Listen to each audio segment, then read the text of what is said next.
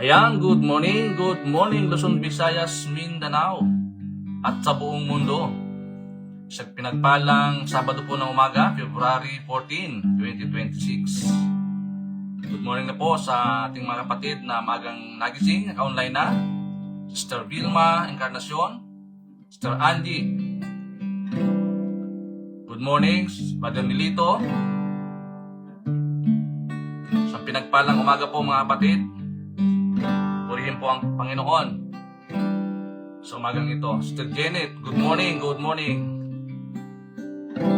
Kaya Brother Mario, good morning. Hallelujah. Ipuntagin po mga kapatid para po sa ating pong live streaming today at Daily Vibrant Word. Hallelujah, praise the Lord. Bago tayo mag-umpisa, tayo pa umawit sa ating pong Panginoon. Handog natin sana ang papurit pagsamba sa umagang ito. Tunay nga karapat-dapat po ang Panginoon tumanggap ng pagsamba sa umagang ito. Yes, Lord. A few hearts, that's what I long for. A heart that follows hard after thee. A pure heart, that's what I long for. A heart that follows hard after thee. A heart that hides your word, so that sin will not come in. A heart that's undivided to the one ruling reign. A heart that beats compassion to pleases you, my Lord. Sweet aroma of worship that rises to your throne. Lord, search our heart, a pure heart, that's what I long for. A heart that follows hard after thee. A pure heart, that's what I long for. A heart that follows hard after thee. A heart that hides your word, so that sin will not come in. A heart that's undivided to the one ruling reign. A heart that beats compassion to pleases you, my Lord. Sweet aroma of worship that rises to your throne. Isang pusong tapat na sa'yo'y nagmamahal. Isang pusong sa'yo na walang alinlangan.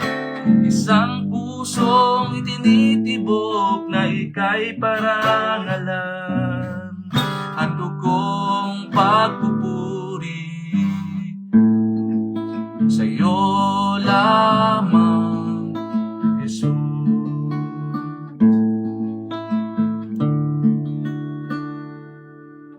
Ito po ang nais po namin, Panginoon, isang pusong tapat, isang pusong dalisay, Panginoon.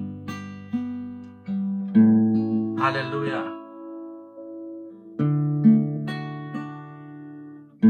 Minsan pa, lumalapit po kami, humingi po kami ng kapatawaran, Panginoon. Kung nakita po kayo, Lord, kasalanan, karumihan, sa aming pong buhay, puso, sa oras po nito, humingi po kami, Panginoon, ng kapatawaran. Give us pure heart, Lord. Hallelujah. Muli, ikatiwala po namin sa iyo magpalang kamay, ang Daily Vibrant Word sa umagang ito, Panginoon Diyos. Ikaw po manguna, ikaw po maghari, O Lord. Father, I pray in the name of Jesus. Ikaw po maghari, makaating po itong aming pong live streaming, Lord, sa 4 na sulok ng mundo. At maging ilaw at asin ito, Panginoon, sa mga tao. Pagkasalamat po sa umagang ito. Pagpalaan niyo po ang araw na ito sa pangalan po ni Jesus. Amen and amen. Yan, good morning na, good morning. Kuya Boyet from Riyadh, Saudi Arabia. Good morning po. Sister Donna. Sister Mary. Sister Mary, good morning, good morning. Yan. Salamat po sa Panginoon sa umagang ito, umagang kay ganda. So, without further ado, tayo na po mag-umpisa, no? Ayan, Brother Alejandro. Sa ating pong pag-uusapan ngayong umaga, alam naman natin ngayon, no? Na maingay ang buong mundo sa araw po nito. So, ating pong topic is about a heart check, deeper surrender. Sa Psalm 139 verse 23 to 24, sabi po ni Haring David, "Search me, O God, and know my heart. Test me and know my anxious thought. Point out anything in me that offends you and leads me along the path of everlasting life." Ito po isang panalangin po ni Haring David. Sabi niya, "Siyasatin mo ako, O Diyos, at alamin mo ang aking puso. Subukin mo ako at alamin ang aking mga nababalisa. Ituro sa akin ang anumang bagay na nakakasakit sa iyo. At patnubayan mo ako sa landas ng buhay na walang hanggan." Ayan, purihin na po ang pagkabasa ng dakilang salita ng Diyos.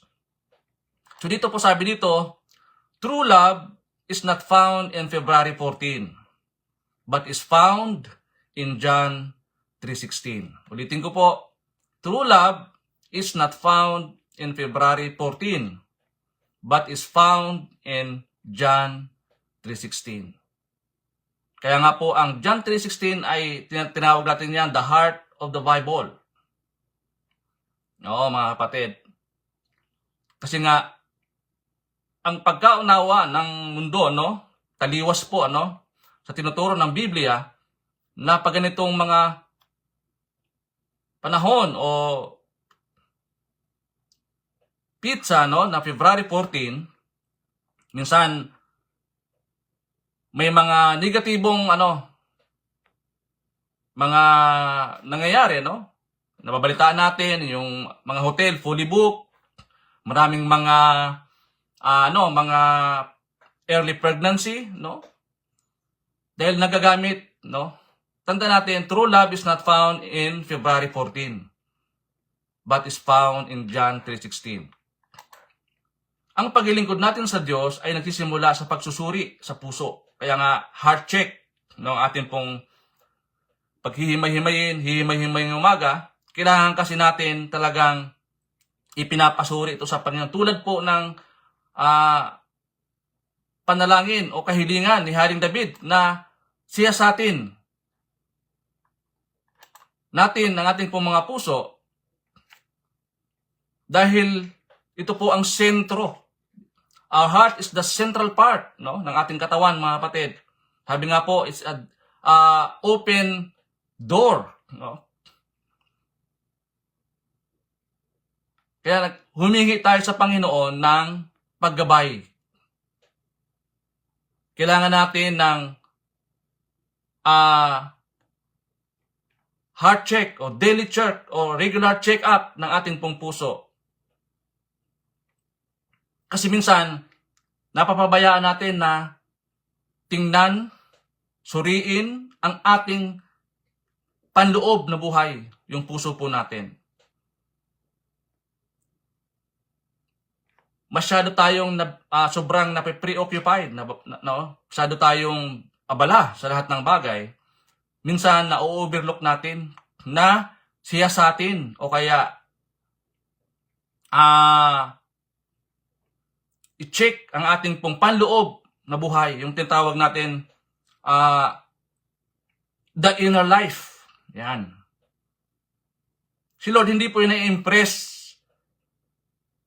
sa mga bagay-bagay na nagagawa natin. Siya po ay na-impress siya yung pagiging sincere natin, sa paglilingkod sa Kanya. A heart check is not about shame. It is about returning. Kaya nga, regular dapat yung pagsusuri natin sa ating pong puso. So, himay-himayin natin, mga kapatid, ano ba ang nakapaloob dito sa John 3:16, no? Yung praise na for God to love the world that He gave His only Son, that whoever believes in Him should not perish but have eternal life. Ano ba ang nakapaloob sa passage po na ito, mga kapatid? Himay-himayin po natin. Ayun po yung mga gustong mag-take down notes, no? Pwede po tayo mag-take down notes dito. Himay-himayin po natin ano ba yung nakapaloob dito sa passage na ito. Yung John 3:16. No? Number 1, for God. Ibig sabihin yan, the greatest lover. For God, it means the greatest lover. Love is universal. Pag sinabi pong universal, it means experienced by everyone, existing or available for everyone. Unified. Universal. Unconditional. Yan. For God means the greatest lover. Yung sumunod naman, so love, the greatest reason. Okay? Love is unconditional. Pag sinabi pong unconditional, it speaks of intensity. Dito po nakapaloob yung generosity, capability, capacity, and enormity of God's love. Pag sinabi kasi unconditional, mga kapatid, wala siyang kinikilingan. Walang favoritism. Oo. Kaya nga, the greatest reason. Okay naman, yung pangatlo, the word. The word is the greatest need. Ayan. The greatest need. Love is merciful. The word referred here is not the physical world o yung cosmos, but the mankind or the people that lives in their condition and status. Ito po yung mundo na ating kinagagalawan. Ito po yung mga tao na ninirahan dito. Na si Lord, ipinakita niya. Romans chapter 5 verse 8, di ba? Ipinakita niya sa atin na siya po ay namatay nung tayo ay makasalanan pa. Hindi siya namatay nung tayo ay mabait na. So, kaya sabi po ng 1 John chapter 2 verse 16, for everything in the world, the craving of sinful man, the lust of his eyes, and the boasting of what he has in thus comes not from the Father, but from the world. Yung dark image ng ating kinagagalawan, mga kapatid. Kaya sabi po ng Titus chapter 3 verse 4 to 6, but when the kindness and love of God, our Savior, appeared, He saved us not because of righteous things we had done, but because of His mercy. He is merciful. Love is merciful. Kaya nakita ng Lord yung need. God saw the greatest need of every man. Kasi ang tao makasalanan, ang pupuntahan niyan is distraction. Nakita ng Diyos yan. God saw the greatest need of every man. Kaya nga, the greatness of God's love for man is seen in the fact of the total unworthiness of man to be a recipient of God's love. Si Jesus, hindi po siya bumaba dito para sa mga matutuwid. Siya po ay pumunta dito sa lupa para sa mga makasalanan. Yun po yung need na nakita po ng Panginoon. Kaya nga yung kanyang pagkatawang tao, meron po yung purpose. May specific purpose ang ating pong Panginoong Hesus. Oo. Nainiwan niya yung karangyaan ng langit. Hinubad niya yung kanyang pagka-Diyos at bumaba dito sa lupa para abutin po tayong mga makasalanan. Kasi nakita niya na beforehand na ang taon ay pupunta sa dagat-dagatan, no? Kaya nga, ito po yung pang-apat, that He gave the greatest act. Yan, kung nagtitik down notes po kayo, pang-apat na po tayo. Number 1, for God, the greatest lover. So love, the greatest reason. The world, the greatest need. And that He gave the greatest act. Pang-apat, no? Love is giving. Kaya nga ito po yung famous na quote, no? 'Di ba? We can give without love, but we cannot love without giving. 'Di ba? Very powerful, no? Familiar. When we are in love, we have to show the one we love by our action as a guarantee or affirmation of what we feel. Mga kapatid, may sakripisyo. May sacrificial love. May kakibat na sakripisyo lagi. Kaya nga, the greatest act. Di ba? Mga kapatid, hindi po madali. No? Kaya nga, may sakripisyo eh. But how can we show love to an unlovable person? Kaya nga, ang maturity, isa po sa katibayan o katunayan na ang tao po ay matured na kung siya po ay kaya niya nang magmahal ng mga unlovable person. Minsan, titingnan natin, ang isang tao ay matured enough na, siguro sa ating nakikita sa kanya, yung kanyang mga accomplishment, yung kanyang mga nagawa, experience. Minsan, isa sa bagay na makikita natin, pag ang isang Kristiyano ay matured na, natuto na siyang magmahal ng hindi kaibig-ibig na tao. Oo. 'Di ba? Hindi po madali na magmahal ng kaaway, no? 'Di ba? Pero ito po yung reality. God is holy and man is sinful. Kaya nga yung Romans 5:8 na kinote natin, but God demonstrates His own love for us in this, while we will still sinners, Christ died for us. Hindi na inintay ng Diyos na mamatay siya nung tayo'y matuwid na. Kahit na tayo makasalanan pa, namatay na po ang Panginoon. Kung paano niya i-demonstrate, pag sinabing demonstrate, hindi binigay, kundi ipinakita niya, ipinaranas niya. Yung visible na pag-ibig sa tao, mga kapatid. May sakripisyo po na ginawa ang ating pong Panginoon.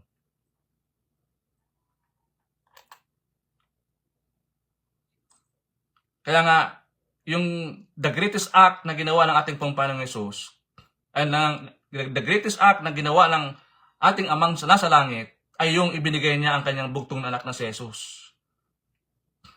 Diba? Para tayo ay matubos. Yan po yung He demonstrate.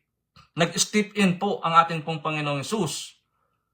Hindi po siya nag-magic, talagang in person, visible, literal, na nag-step in siya para ma-rescue tayo.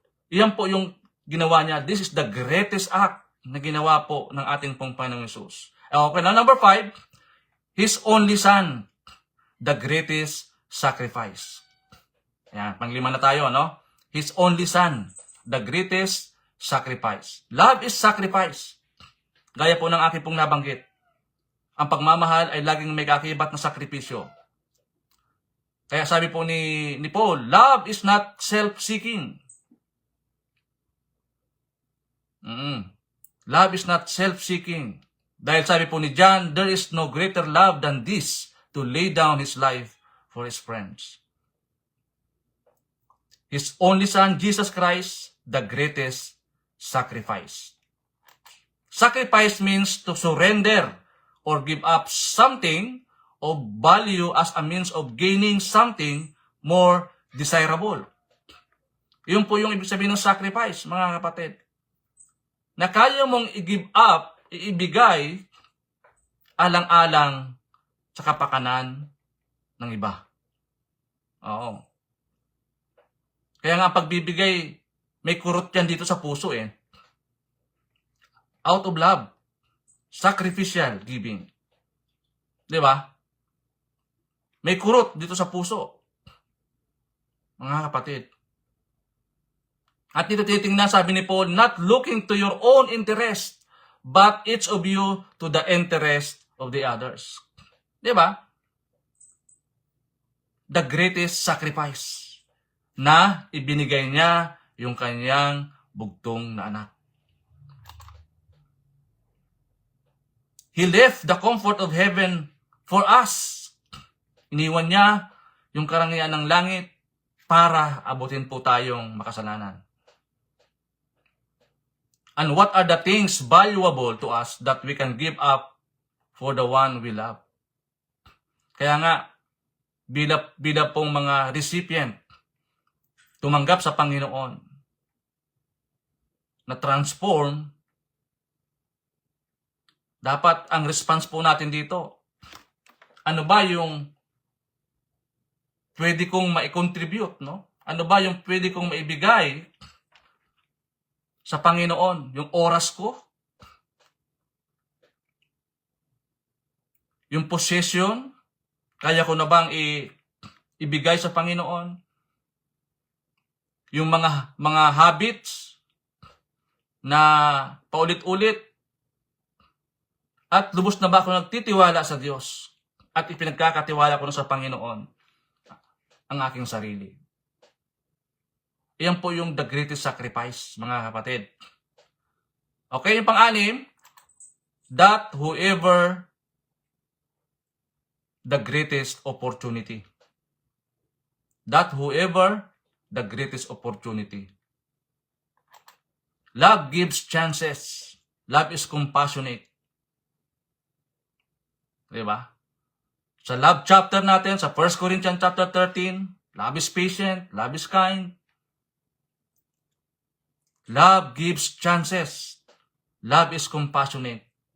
Hindi lang siya nakakahon. Hindi lang siya nakasarado sa isang kahon. No? Na pinipili lamang yung minamahal. Dahil in response, ganun din yung pagtrato. Pero paano na yung mga taong hindi kaibig-ibig? Paano na yung mga taong nangailangan ng pag-ibig, no? Mga kapatid. Kasi it's an open invitation sa bawat isa sa atin. Kaya nga yung topic natin, heart check, deeper surrender. Kailangan may malalim na pagsuko sa ating pong Panginoon, mga kapatid. May malalim na pagsuko. Yan. So yun po yung pang-anim. Yung pang-pito, believes in Him, the greatest response. Okay? Yung pang-pito, believes in Him, the greatest response. Love, trust. Ibig sabihin, trust means belief that something or someone is reliable, good, honest, and effective. Kaya ito dapat talagang iniingatan natin, ano? Yung pagtitiwala. Dapat love, trust. We can only respond if we fully understand how God loves us. Then we start to believe and trust in His love. Si Lord, nag-aantay siya. God is waiting for our greatest response to believe. Di ba? Iyan po yung pang-pito. Believes in Him, the greatest response. And yung pang-walo, should not perish, the greatest promise. Love hopes means to want something to happen or be true and think that it could happen, be true. Always hope, always perseveres. And si Lord, sabi niya dito, the Lord is not slow in keeping His promise, as some understand slowness. Instead, He has patience with you, not wanting anyone to perish, but everyone to come to repentance. Love hopes. Diba mga kapatid? And ito po yung number 9, but have the greatest certainty. the greatest certainty. Love protects. Love secure the one he loves. Diba? Si Lord, iniingatan niya yung kanyang mga tupa. Yung mga pastol, iniingatan niya yung kanyang mga tupa. Pag sinabing certainty means assurance, sureness, truthfulness, sure, security, doubtlessness, the state of being feeling or certain about something. Meron tayong kapanatagan. Kasi meron nagpoprotekta sa atin. Love protects. Mga kapatid. And ito po yung last, eternal life. The greatest position. Ito po yung ating position, mga kapatid. Kaya nga, the greatest story of love is the story of Jesus Christ. Hindi itong February 14 na sineselebrate ng mundo. Bagkus, yung istorya ni Jesus. Since the very beginning of the Bible, God has shown His love to man, even though He requires death as a punishment for sin. God promised a Redeemer who would come to earth to save mankind. Many stories in the Old Testament are used as example to help us understand the love of God through Jesus Christ. Bakit greatest love ang ating pong Panginoon? Because it is universal. It is unconditional.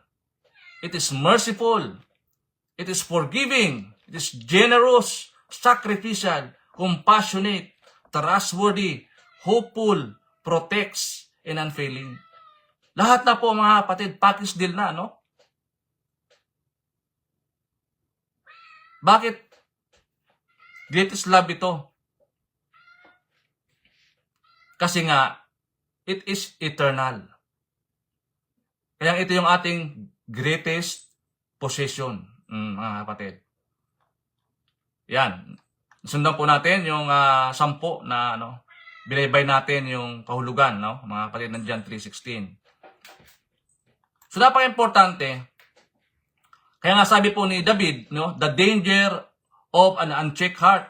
May mga panganib po pag hindi natin na check ang ating pong mga puso.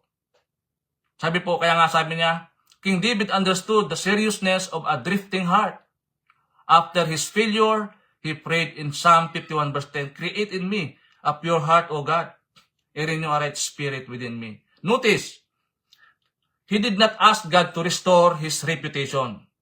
Hindi yung main agenda niya. He asked for a clean heart. No? Tandaan natin, ang hiningi po ni David ay yung malinis na puso. Linisin siya kasi nagkasala eh. When the heart is right, everything else can be revealed. Di ba, mga kapatid? Kapag tama, ayos ang puso po natin, everything will follow. Everything will follow. Kaya napaka-importante na lagi natin chine-check yung ating pong puso, mga kapatid, no? So ito po yung mga signs ng ating pong puso ay healthy. Okay. Signs your heart is healthy, you serve with joy even when unnoticed.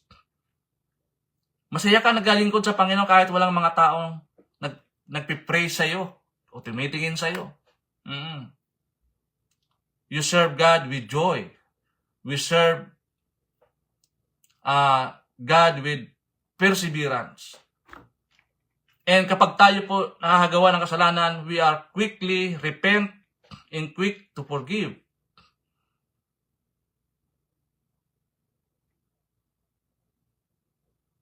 Kaya dito sabi ito, a healthy heart stays tender before God. Ayan. Ang malusog na puso ay nanatiling busilak sa harap ng ating pong Panginoon Jesus. So, paano natin i-apply mga kapatid na ito, ang mga bagay na ito? Number 1, establish a daily prayer moment. Paano natin i-apply? Establish a daily prayer time. Begin or end each day with a prayer. And number 2, replace pride with hidden service. Do something kind without telling anyone, without notice. Let God alone can see you. Number 3, restore your first love. Talk to God and worship Him privately. Go back to what once stirred your heart. Diba? Manumbalik ka. Sabi nga dito, return to your first love. And number 4, choose joy in service. Ito po ang pinaka-importante. Sabi po ng Psalm 100 verse 2, serve the Lord with gladness. So, pili tayo magkaroon ng weekly heart check plan, no? Pili tayong gumawa ng weekly. Number 1, Monday, pray for humility. Tuesday, serve someone quietly. Wednesday, examine your motives. Okay? Thursday, practice gratitude. And Friday, ask forgiveness if needed. Saturday, worship intentionally. And Sunday, rededicate your heart to God. Diba? Pwede natin gawin yan, mga kapatid. Magkaroon tayo ng weekly heart check plan para hindi natin nakakaligtaan. Okay? Small, consistent adjustment produce deep spiritual growth. Kaya nga, intentional tayo sa mga bagay na ito. Para matulungan din natin, yung ating pong sarili na i-double check ang ating pong puso. Ayan. So yun mga kapatid, marami pong salamat. I do hope meron tayong napulutan ng aral sa umagang ito. Tungkol po sa a heart check, a deeper surrender. Diba? Quiet for personal reflection. Take a quiet moment and ask yourself, I am serving God out of love or routine? Diba? Have I allowed pride to creep into my service? Do I secretly desire recognition or approval? Is there any unforgiveness hiding in my heart? Sabi po ni Paul sa 2 Corinthians chapter 13 verse 5, dito tayo magtatapos, sabi po ni Paul encourages believers to examine yourselves. A heart check is not condemnation. It is an invitation. God corrects because He loves us. Kaya tayo kinokorek ng Panginoon dahil mahal niya tayo. Diba? So yun, marami pong salamat. Yan, good morning na po, Sora Remy. Yan, good morning po. Sino pa? Brother Marlo, good morning. Sister Ami. Ayan. Thank you for watching. Sa ating pong 32 viewers sa umagang ito, salamat po sa inyong patuloy na pagsubaybay sa ating pong Daily Vibrant Word sa araw-araw. Brother Joseph Trinidad, Victorino, magandang morning. Ayan, purihin po ang Panginoon sa umagang ito. Dalangin ko na patuloy tayong samahan gabayan ng ating pong Panginoon sa maghapon. Gawin mabunga, maunlad ang ating mga gagawin. Sa umagang ito, sa araw po nito, Panginoon, samahan niyo po kami, O Lord. Search my heart today, Lord. Remove any pride, bitterness, and distraction, and restore my joy where is this fade, Lord. Give me a pure heart that desires you above all else. Ikaw po ang mauna po namin, Panginoon. Let my service flow from love, not ego. Keep my heart soft, humble, and surrender to you today in Jesus' name. Salamat po, Ama, at dalayan ko din po sa akin pong mga kapatid ngayon na meron po mga physical illness, Lord. Dalayan ko, Lord, na ipuin niyo po ang kanila po mga buhay, O Lord, at ipadali yung kagalingan nagmumula po sa inyo, Panginoon. Touch their lives, O Lord. Remember them today, Lord, in Jesus' name. Ganun, Lord, sa amin po mga kapatid ngayon na nagdiwang ng kanyang mga kaarawan, anniversary, O Lord, kami po nakikigalak sa kanila pong mga celebration sa araw po nito. Father God, we bless you. We glorify your name sa umagang ito. Pagpalain niyo po ang maghapon namin. Ikaw po ang sumama sa amin, Lord God, at gawin niyo po kaming mapagtagumpay sa lahat po namin gagawin sa buong maghapon. Salamat, pinupuri ka namin, Lord, pinasalamatan. Sa iyo lamang, Lord, lahat ng papuri, pagluwalhati sa pangalan ni Jesus. Amen and amen. God bless po mga kapatid. To God be all the glory